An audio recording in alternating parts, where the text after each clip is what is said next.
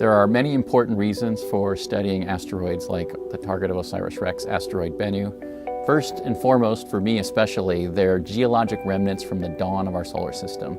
They're literally the first material that formed around our star, and they represent the building blocks of planets, and we hope, in the case of Bennu, of life, and the reason that Earth may be a habitable planet in the form of delivering water and other important volatile material. When we look at asteroids, which are these primitive objects, these little leftover pieces from solar system formation, and we find they may have organics, then that tells us perhaps the conditions for life could have erupted anywhere in the solar system and Earth was just right. When we study meteorites, we think they represent these asteroids and their different histories, but they've all interacted with the Earth's atmosphere, its biosphere, its hydrosphere. And so we don't know what effect just interacting with the Earth has had on these meteorites. We really want to get samples that are pristine, and so we can do all of those things through this mission.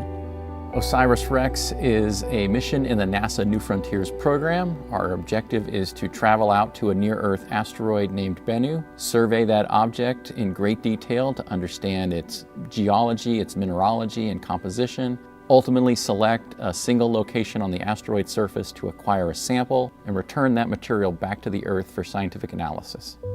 Asteroid Bennu is a fragment of the early solar system, an unmelted, unaltered piece of the origin of the solar system. It preserved the ingredients, the raw materials that went into the formation of planets, the formation of life.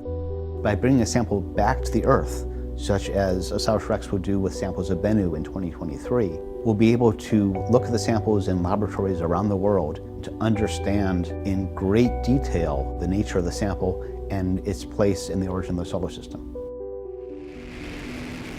The OSIRIS-REx spacecraft launched in 2016, and it's actually taken us 2 years to get to the asteroid Bennu.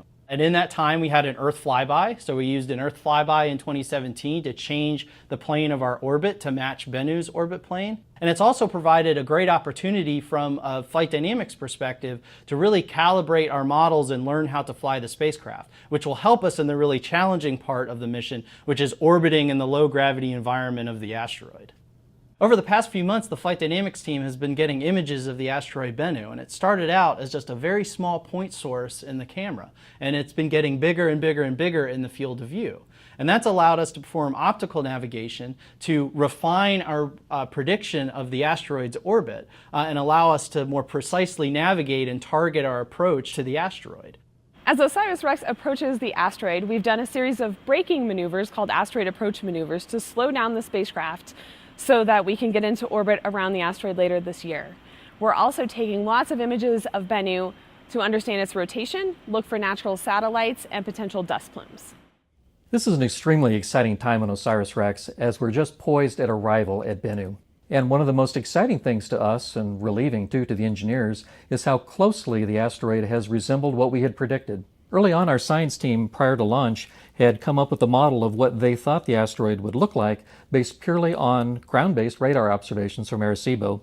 And from that, they created a reference asteroid that we used as the requirements to design the mission against. But no one could be sure that the asteroid would really look like the scientists had predicted. So it's been a tremendous relief to us to find that the actual Bennu is very similar to what the scientists had predicted. So the science team really nailed it.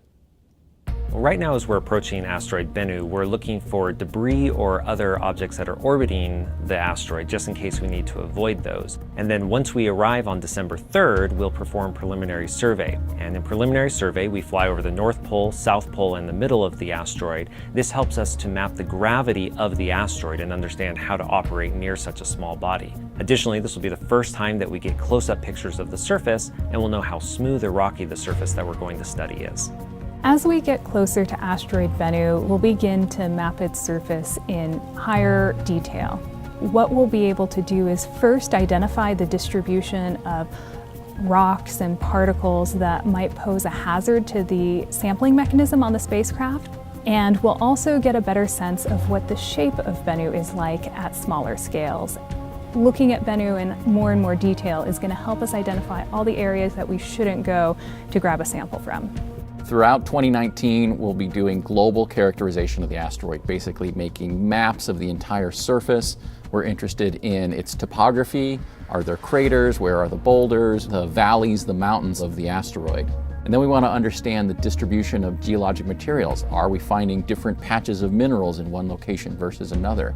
And why are certain areas that have a composition and others may be different? We're going to be looking most importantly for areas where we can collect a sample. OSIRIS-REx will collect a sample from Bennu using our TAG-SAM, which is the Touch and Go Sample Acquisition Mechanism. What that is an arm connected to this sampler head that you see here. This is similar in size to an air filter from a car. How this mechanism works is there's compressed gas that is released that will stir up the regolith from Bennu, store it into this canister, which we will then put inside of our sample release capsule and bring back to Earth. We will collect the sample of Bennu in 2020 and return it to Earth in 2023.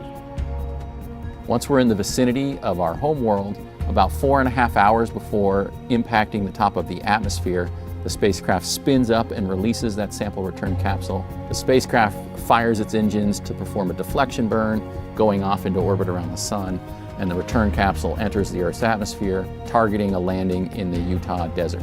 I'll be there on site when we open that capsule up and we see those samples for the first time, and science begins at that point on the next phase of the mission, the sample analysis period.